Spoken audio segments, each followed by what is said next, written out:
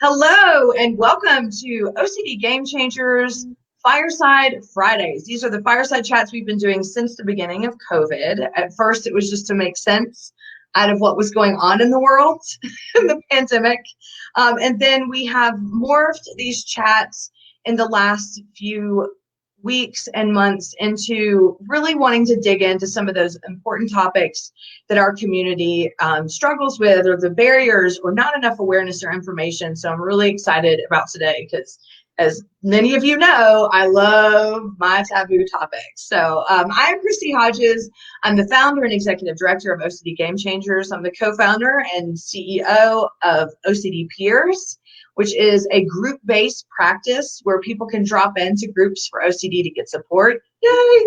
And I have treatment for OCD consulting, where I do peer support across the world and referral consultations. And I'm the author of Pure OCD, The Invisible Side of Obsessive Compulsive Disorder. So thank you for being here. I'll be the host. And today our guest is Amanda, and I'm going to hand it over to her so she can introduce herself. Awesome. My resume is not even that long. So my name's Amanda. I live in Topeka, Kansas, and have a private practice here where I specialize in OCD, BFRB, body-focused repetitive behaviors, and anxiety disorders.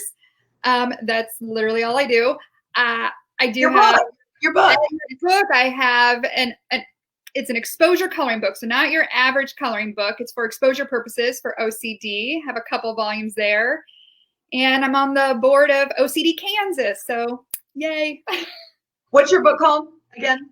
Yeah, it's an OCD exposure coloring book. And then there's a second one that's volume 2.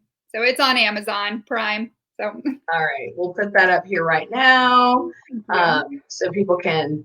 And I will start by talking. Is that right? Yeah, that's so cool. It just pops up. We got all kinds of neat stuff over here. One time someone said a horrific comment and I accidentally hit it instead of deleting it, and it went up on the screen. And I was like, oh, we don't want that. I will exactly. Before I get into, let me just tell you, Fireside Chats, we do them every other week. We also have our every other series called Monday Mavericks, which is also bringing people on, which, I mean, you could be in either, by the way, like Fireside Chats, or so you cross both barriers.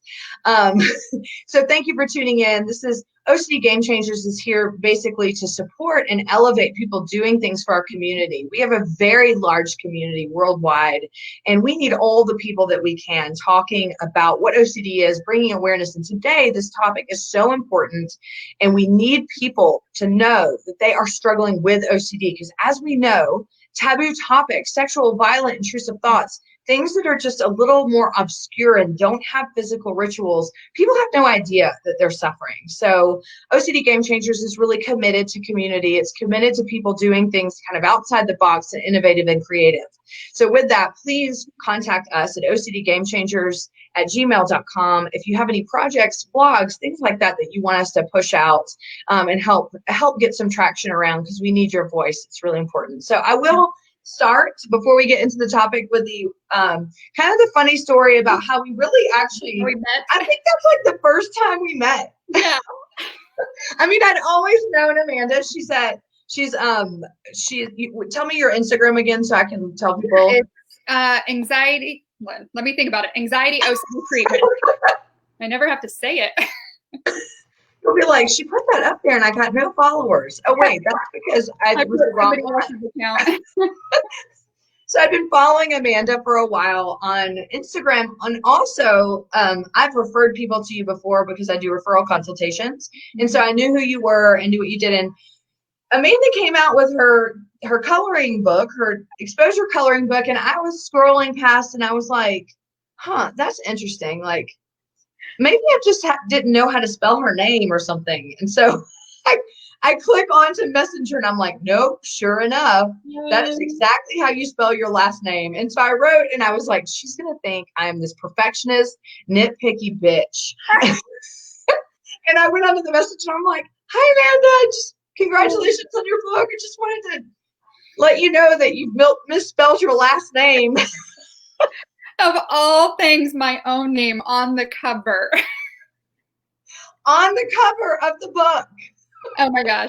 Like I went through this immediate panic of like, this is out there for everyone to see. And then I'm like, time to work on my own anxiety. Like this isn't permanent, except for the people that already bought it. And I'm like anxiously awaiting her response, like, I hate you and you suck and why would you criticize me or whatever. And she's like, you're like, oh my God, like everybody has reviewed this and nobody's brought this up. It just shows me like nobody actually looks at the author. Nobody sees that part. I think my excuse to you though, I was like, my name's hyphenated and I was like, I literally just added on my husband's name recently. So I'm like, that's what it was. I don't know how to spell his name yet. I'm like, his last name's the easier one. So I thought that was just so awesome and I like the bonding. Anyway, hi everyone. Thank you for being here, Dave, and not alone notes, Molly, Morgan, Brian, Mackenzie, and I think I saw. Who did I see? Was Darcy around? I thought Darcy said something too. But either way, thanks for being here, y'all. So let's dive right into it. Let's talk about taboo intrusive thoughts. Yay! The importance of getting awareness out for this. What are taboo intrusive thoughts? What does it feel like? Is it treated the same? You know, what's the stigma around it? So when I asked you what it was you wanted to talk about, this topic came up quick, and this seemed really important to you. So tell me a little bit about, you know, your connection to that and why you're so passionate about it. Yeah. So, and I'm sure most of your viewers already know, like those taboo thoughts are the ones that are taboo that nobody wants to talk about, whether it's sex, harm, religious obsessions. And I have just kind of latched onto these because I see the shame when my own clients come in and they know they're coming in for OCD treatment or to tell me about stuff. There's even just so much shame and tearfulness sitting in front of me to tell me something like I've heard a million times, but because maybe they've never heard about it or they're so afraid to tell anybody about it. I feel like at least in sessions, I try so hard to let them know, like, obviously give this response of like, oh yeah, I've heard it, been there, I know this. And I feel like we need even more of that as a community so that not only it decreases the amount of time that people come in for OCD treatment, but it decreases the time from when they even share these things to their therapist, to their peer support worker. Because I mean, I've had clients that waited like 6 months before they told me the really big thing. They told me all the stuff they feel like people won't judge. And it just broke my heart that even with an OCD specialist, someone was so afraid to tell them the thought. Mm-hmm. That's kind of why I feel like this is like my mission. If anybody's been on my Instagram, I try to post little nuggets of education about all the different themes, and especially in the coloring books. I mean, there's a pedophile coloring page, for goodness sake. I'm sure my mom did that. Yeah, that's kind of why I suggested maybe we do this topic together and why I'm just so passionate about it. Yeah. Thanks, Amy. There's Amy Mariaskin, yay, from Tennessee. And Mackenzie says that you are the queen about breaking stigma on taboo thoughts. You are. Yes. She is. Watch her videos.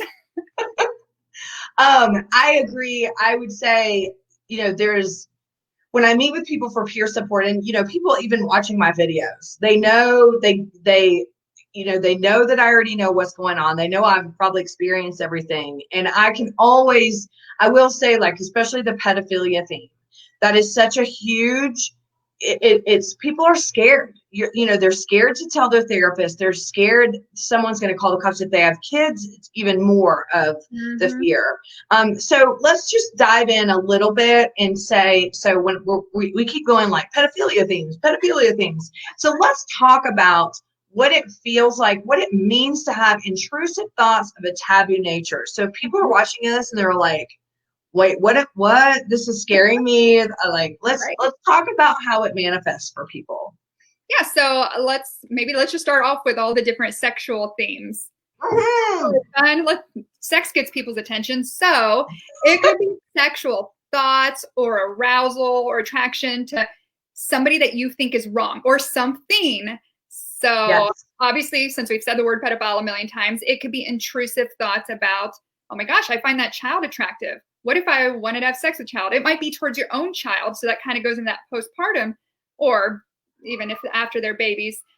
So I think that's a big one that people are afraid to bring up because, of course, they associate it with, am I a pedophile? And not providing reassurance, but just education, explaining that, like, there is a different feeling behind obsessions. It is like this panic, this what the heck? Why did I have this make it go away? Versus, I always tell people, like, an actual pedophile is not going to come to my office saying, can you make these thoughts go away? Like, and there's like a feeling of pleasure and they enjoy the thoughts. It doesn't scare them. So just to put it out there. We'll touch on that in a minute. Let me just write that down. Yeah. Because then people can latch onto, oh my gosh, I'm worried I'm enjoying the thoughts. So we get into that. But we need to keep on with like this. We need to keep on with a list. So I'll say a few. Bestiality, a huge one. Inappropriate thoughts about, like, what if, oh my God, like, I think my brain just moved when I looked at I always use this, my dog's red rocket. What if I reach out and accidentally touch it? Oh, seeing two dogs hump, and then all of a sudden you're like, oh, am I getting aroused? Do I like that? Do I want to? Yes. I hugged my pet too long. Does that mean that I want to have sex with my pets? There's, not my favorite one, but like, sex with a religious figure, and it's like, you got Jesus up there, like you're in church.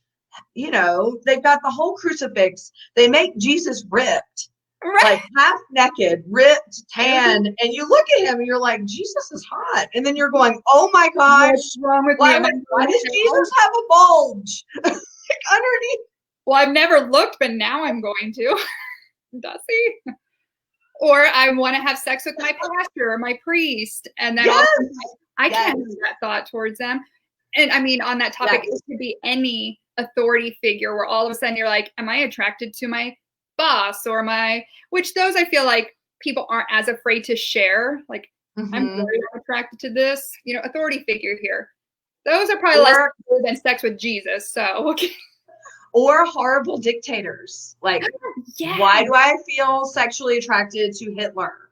Or what does that mean? Does that mean that and then it might go into like getting groinal syndromes about like violence and all of that stuff. So I've heard that a lot too. Like, and then why am I attracted to Trump? That was my first thought. I'm like, can I say that? Am I attracted to him? No, it's just, it's just the same. I didn't mean that he was a dictator. That's not what I meant. But like, he is an authority figure. And, so having like sexual intrusive thoughts about that, which would just seem out of, yeah,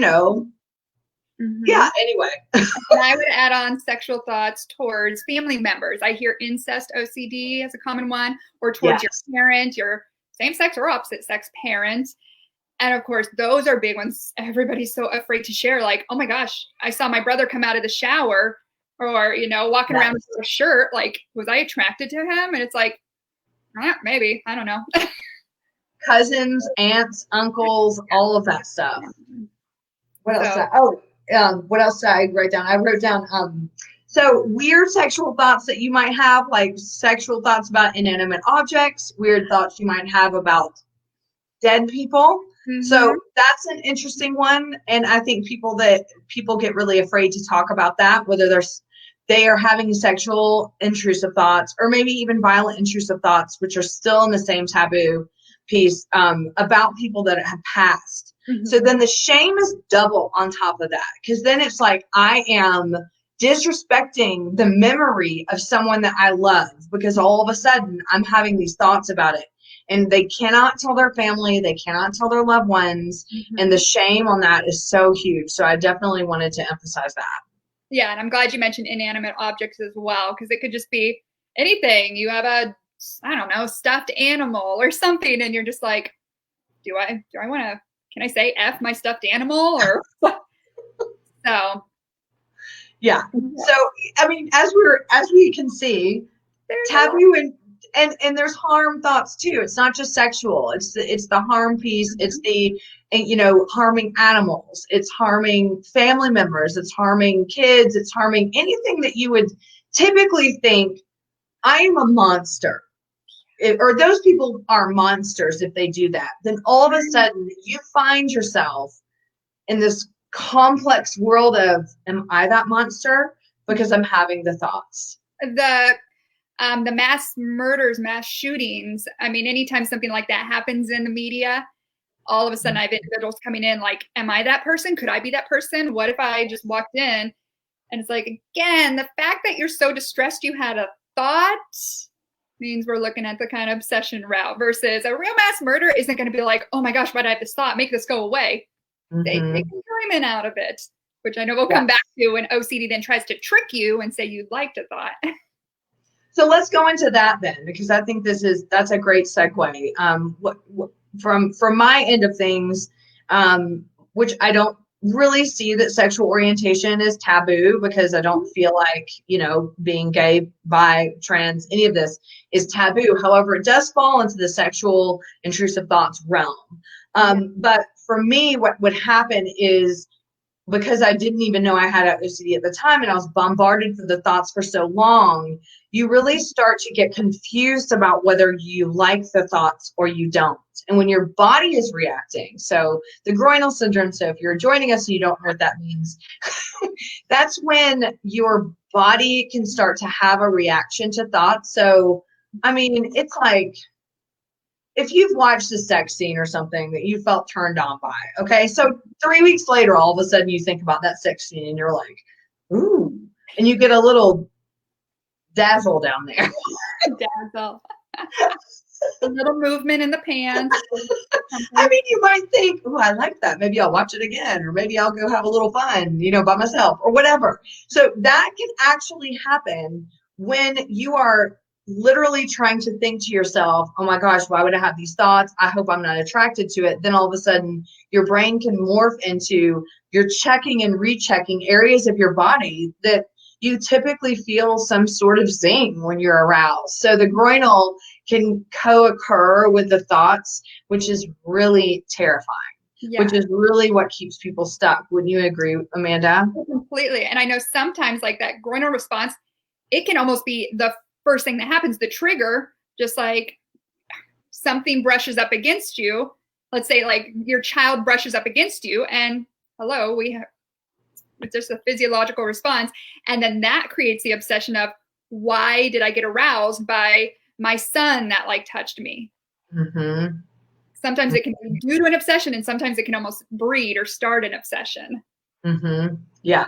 And so the confusing part can be, if you're saturated with this and it's continuing over and over and over, you sometimes get confused about, well, if I'm having these thoughts over and over, there's got to be some sort of component that I like it, or I want it, or I'm now starting to desire it. Do you see that with clients? Completely, because to them it's almost physical proof that like, see, like I really must have enjoyed it. And to me, part of that's just like the psychoeducation of our body, like it just happens to. And actually, I often use the example of, let's say somebody that was assaulted or raped, and just because they got aroused during the rape doesn't mean they were attracted to the person or they wanted it. Again, it's our body's sometimes just physiological response to situations, or it just happens when a thought pops up. So I think that education is wonderful. How prevalent are taboo, sexual, violent, intrusive thoughts in your practice? Or do you see, because I know that you do a ton of advocacy, so I know you probably get a lot of messages and stuff. What do you think? I need to actually like figure out the stats. I was telling somebody the other day, I have more of the taboo thoughts, and we can talk about some of the harm, the religious obsessions, but I have more of that theme than just the ordinary like contamination organization themes that most people think of. So like, one, I'm super proud that they come in here and are willing to share that with me. But I also know there's a lot of people out there that still don't realize that's a thing. And it's like, it's a big thing. That's the majority of my practice.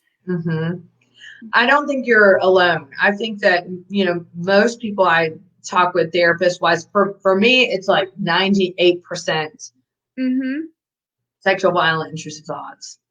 I rarely see any of the other. I think NoCD did a study. Stephen Smith is on here. I'm sorry if I'm misquoting you, but But I think that NoCD did some sort of study, and it said something around 67-68% of people, it's more of the sexual intrusive thoughts with mental rituals. I could see that. I was thinking it's got to be at least like 70%. And the ones that are in there for maybe some of the other themes, like they probably had these too. Just haven't said it yet. So yeah, I'm glad we're talking about it, because I know there's more individuals out there that are like, oh my gosh, if Chrissy can talk about the groinal response, then I can bring it up with my therapist. So with that said, hold on, I do need to create a banner for that. Here we go. I love these banners. We got to show that. So here we go. Groinal girl. So anyway, with that said, I do want to dive in a little bit. So if people don't understand intrusive thoughts, or they don't understand OCD, and they may watch this, or they may have a loved one, or they just maybe like, these girls seem nuts. These women seems like they're nuts. Let's talk about why it is so hard, and why people spend so long not knowing that they have a diagnosable, treatable mental illness, when these thoughts might be disturbing. For me, and I'll just say really quickly, in my own experience of living with OCD, I knew something was wrong. The first fear I had was vomit, and I just knew. And then scrupulosity was the overarching of like, God's punishing me with these bad thoughts, or God's punishing me with this. So I have to be a good person. I have to do these rituals. Like, I didn't even know they were rituals. It just felt so real. But I knew something was wrong. But then I also, and I hear this a lot, I also knew, do not tell anybody. And I think that's the experience of a lot of people, for a lot of people. And so if people ask questions on, well, I don't understand why people just don't speak up, or it's just a thought, like, why don't you just tell somebody, or why don't you just Google? Let's talk about why people don't. I believe it's because these themes have, and sorry, my husband just turned on the faucet. It got really loud. I feel like these themes have almost the biggest consequences. Like, if they weren't obsessions, if it wasn't part of OCD and it really was you, like it's really who you are, they have the biggest consequences. If you're having incest thoughts towards your brother, your parents are probably going to freak out. They're probably going to go get you treatment, not OCD treatment, something else. If you're having sexual or harming thoughts towards your child, there's this fear of DCF, or Children's Services is going to call, is going to take away your child. If these pedophile thoughts are real, all of a sudden you're going to be having the police called on you. You're going to jail. Like, I feel like these themes are the scariest because of the possible outcomes. And sadly, I don't know about you, I've actually had clients that were like, my previous therapist did make a DCF report on me, or they did call the cops, or I know we're not talking about suicidal OCD, but like, there's a fear to share suicidal OCD because you're going to send me inpatient treatment. Yeah. Whereas some of the other themes, while I'm not dismissing them, they're just as severe and debilitating. If you tell somebody I like to, or I need to have everything clean and perfect, there's no huge consequence sharing that to somebody. That makes sense? Absolutely. Can you expand for people a little bit on what it means to have suicidal OCD? Because I know this is really misunderstood. I think that would be good to clarify. Oh, completely. And I include that in the taboo thoughts just because people are so afraid to share that with somebody. So different from actually, suicidal ideation, where you're wanting to end your life, you're coming up with a plan, it's led by depression or hopelessness. Suicidal OCD, these thoughts just pop up saying, ooh, what if you just wanted to jump off that bridge right now? Or, oh, you could totally just turn your car and drive into the river. Or you could just grab that knife sitting there and just stab yourself. And the response for that is like this panic and freak out of, why did I just have that thought? Like, that's not me. I'm not depressed. I'm not wanting to end my life, but this thought popped up, which kind of convinces the person that it's a possibility that might really be you. Mm-hmm.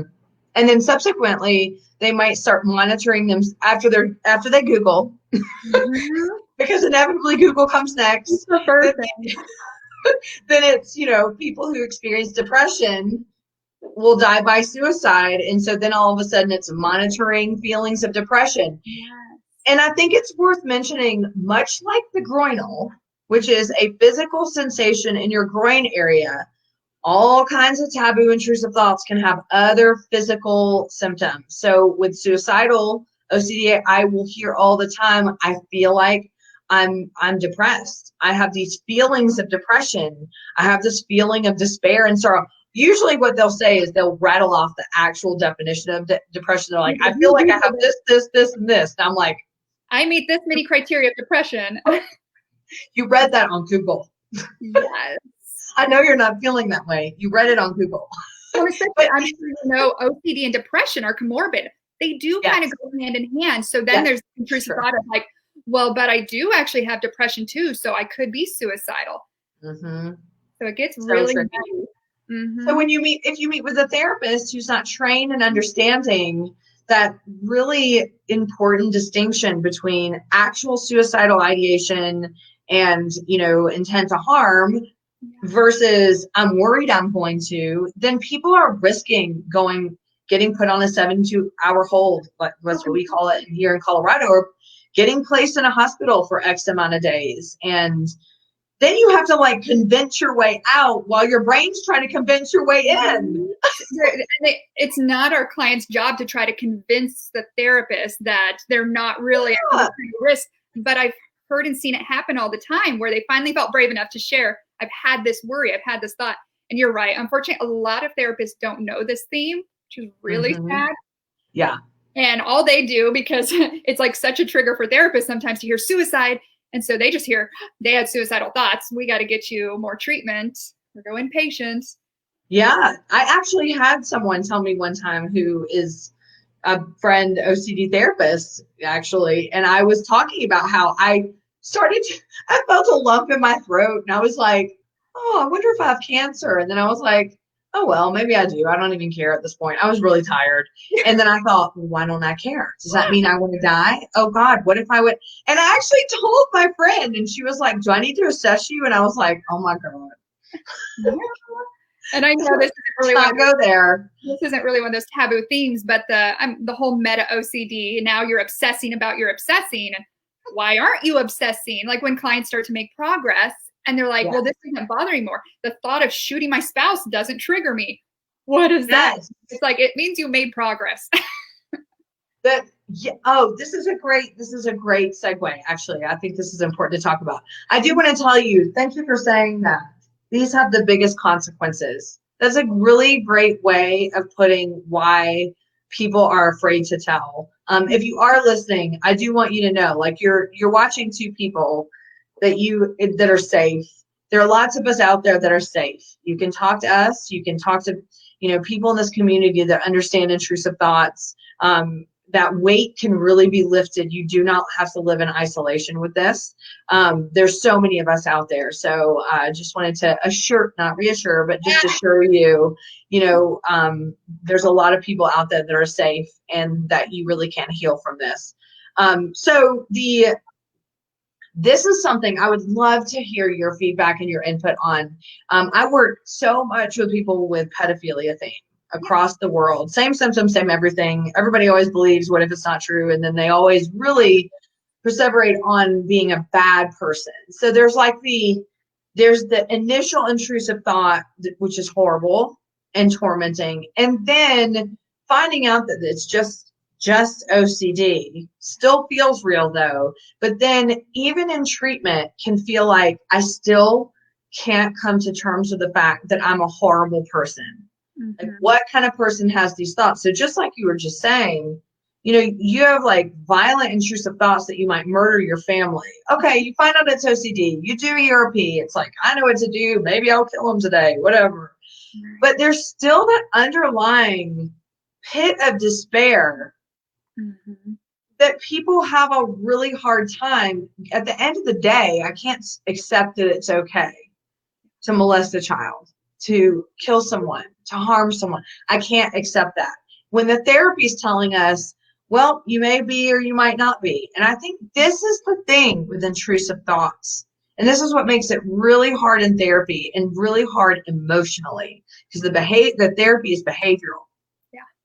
And then people are left with this residual emotion that and just really feel alone and isolated. So what are your thoughts on that? Mm-hmm. Yeah, and I sometimes I try to almost give a heads up, like eventually, because I almost see with every client, their obsessions become about their diagnosis, about the treatment, about basically like the obsession about their original obsession. So sometimes I kind of give them the heads up so that they know that when that new thought pops up, they're aware of it, and we treat it the exact same. Like, yeah, maybe this isn't really your OCD. Yeah, maybe you're just a bad person. And so, but I also like have to like find this fine line, being careful not to give them any new thoughts. So psychoeducation, because you don't want to, but if they're going to have the obsession, they're going to have it. And then we eventually, kind of like I just alluded to, we treat it the same as the original themes. In fact, a lot of times, like the core fear of a lot of that meta OCD stuff is part of their core fear. Like they're afraid they're going to be a bad person, and it's just going to take on new dynamics, new words, new thoughts. And so we, as I feel like we should with all of our intrusive thoughts, find out like what the big core fear is. And at the end of the day, that's what we're going to continue exposing to. So maybe it is that you are just going crazy, or you are going to act on it, or you are a bad person. And we're going to have exposure surrounding that too. So I don't know if that answers your question at all. No, I like that. I think I'll write it down after we're done. But I love that you're going ahead and like you're mapping out the pattern already before the pattern even happens. And isn't that how we manage OCD? Knowing it's going to show up before it shows up and chops us off at our knees. And I feel like that's part of maintenance is, yeah, I can help you tackle this original theme, but it doesn't mean nothing else will ever pop up the rest of your life. We're just providing you the treatment of how to tackle the next thought and the next thought. And if I can be of some benefit and tell them, like, just so you know, this is what might happen. Like, this is a pretty common course for OCD that I see with individuals. You're going to do great tackling these themes, and then new ones will come up, just so you know. And we're going to do the same thing over and over. I like that. I just learned something so awesome. So this is great. Anybody watching, this is great information. Because for me, sometimes when I'm working with someone who, let's say, the fear of being bi or the fear of being trans, like I will inevitably say, if they're going into treatment, I'm giving them a referral, I'll inevitably say, just so you know, sexual orientation is under this huge umbrella. So it's probably going to shift 3 weeks in, and you're going to think this, or you're going to think, you're afraid of being straight, you're afraid of being gay, it's all going to intertwine. You're afraid of being asexual, whatever it is. And when I do that, I usually get an email back like a month later. Oh my God, it shifted. You were correct. And it's not me like exposing some truth bomb. It's just the nature of OCD. Oh yeah. And I think for POCD and some of those, really, really scary, shameful thoughts, it just saying like, just so you know, you're also going to battle being a bad person. So just when that comes up, be ready for it. Like probably at the root of all of this. And some point you may doubt me, you may doubt treatment, if it's helpful at all. And I'm like, so when that comes, we're gonna address it. So I usually like to do that with clients, just kind of explain that OCD is forever and it's just going to keep shifting. So I love that. I try to also help support people in the way of saying, the emotions are completely valid. And if you're feeling like I'm a horrible person, and what kind of person would think these things, and how, even if treatment is successful, I just really encourage then get emotional about it. Go get some act-based therapy, get some trauma therapy, because this is traumatic. Taboo thoughts are traumatic. Trauma therapy, not to treat OCD, but trauma therapy to treat like the damage that they cause to our self-esteem. Right. That's a great point. Yeah. So wrapping up, we have just a few more minutes. Gosh, this is such a great conversation. Please bring to the table anything else that you think is you want people to know about this. you've experienced working with clients, or just in general for people who are just maybe even finding out they might have OCD, or just kind of feeling stuck in that rut? Yeah, I think, and again, probably most of your viewers already know this, but the treatment is going to be the same no matter what the theme. Sometimes, I mean, I would say the average public, if they think about the contamination OCD, they know like we're going to eventually maybe touch something dirty or leave something the way it is. And it's not always understood that we're actually going to do the same concept for these taboo themes. If you have a fear of stabbing your spouse, we might have you sit there and stare at a knife. If maybe your compulsion before was to keep them locked up or hide them or not look at them. So we're still going to do this exposure treatment, exposure and response prevention, but it's going to look a little different. It might be exposing, for a lot of this, it's exposing maybe to the thought, repeating the thought over and over, or writing it down and seeing it, or hearing yourself say it. Some of the situations, like we can do actual behavioral exposures, like I said, like holding a knife in your hand instead of avoiding it. But to me, there's a lot of almost mental or cognitive exposures that we do, because these are scenarios. I always tell my clients, like, I'm not going to actually have you stab your spouse. I'm not going to actually have you touch a child. That's not what you're scared of. You're scared of the thought popping up. You want that gone. So that's what we're addressing. I think that's really important to mention. People will resist even looking at therapy after they've done, if they Googled ERP. I wish we could take all Googling of ERP away. Because it's like, I refuse to expose myself to harming a child. I refuse exposing myself to watch child pornography. This is not what ERP is, people. No, if you're having postpartum thoughts about your baby, maybe it's sexual thoughts towards your baby, and so you've been avoiding diaper changes, bath time. Exposure is going to be like, we're going to have you do the diaper change, right? Yes. We're going to have you do the bath, but we're not going to actually have you do that scary thing of like touching your child inappropriate, because again, that's not what you're scared of. You're scared of these thoughts popping up in your head, and you're trying to bat them away. Yeah, I'm so glad we touched on that, because it's, and with harm too, it's this, people will get to a point where they're like, I just can't hold a knife. I can't hold my child in case I snap and touch their private part, or I snap and do this. And the thing is that avoidance is such a huge compulsion with taboo themes. Yeah.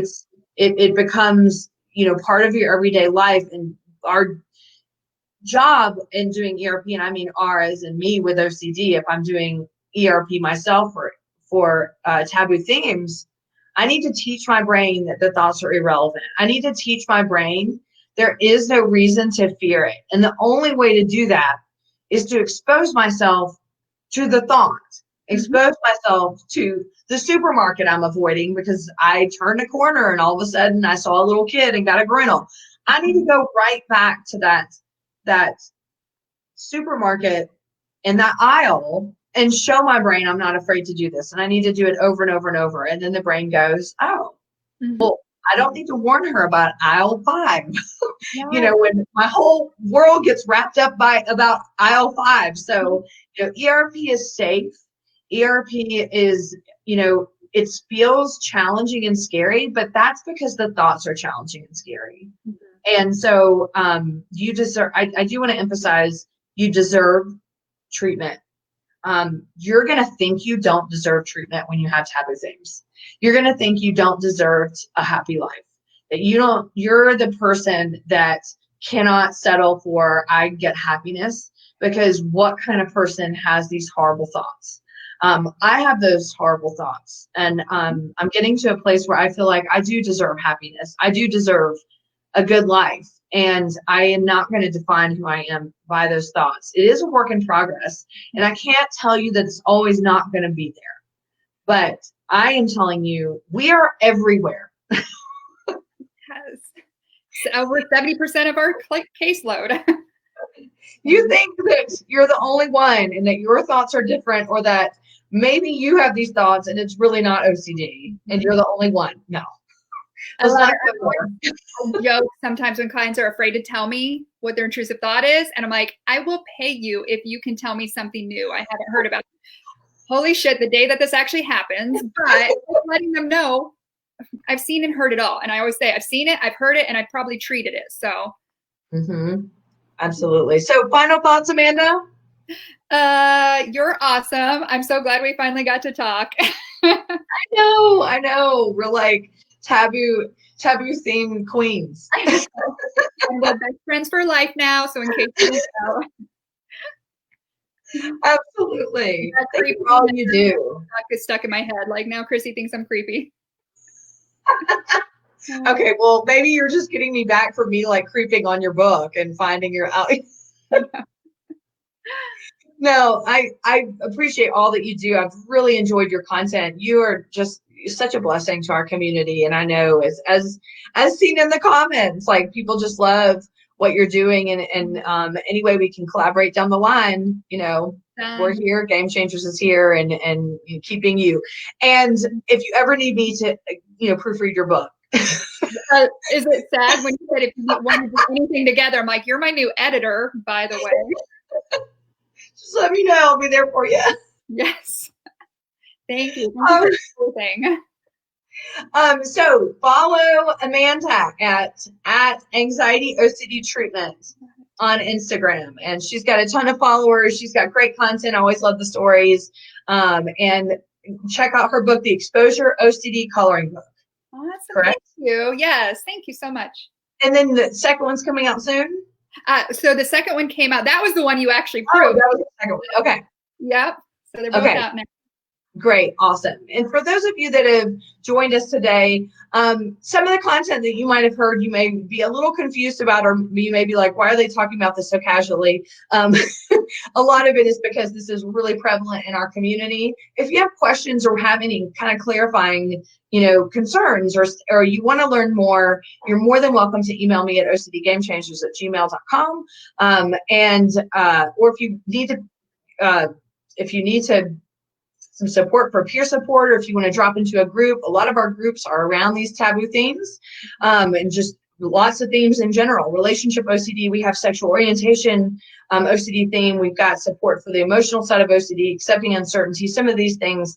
Go over to ocdpeers.com to find out what groups we have. They're $35 to drop in. We're really excited about it, and it can really help normalize and help give you some hope and motivation to get the treatment that you deserve, because no matter what your intrusive thoughts are, you deserve and are worthy of a good life.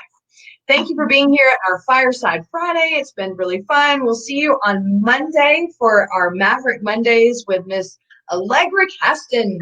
Talk about POCD. Like, she's a therapist that's also recovered from OCD, so y'all gonna get another dose of taboo thoughts.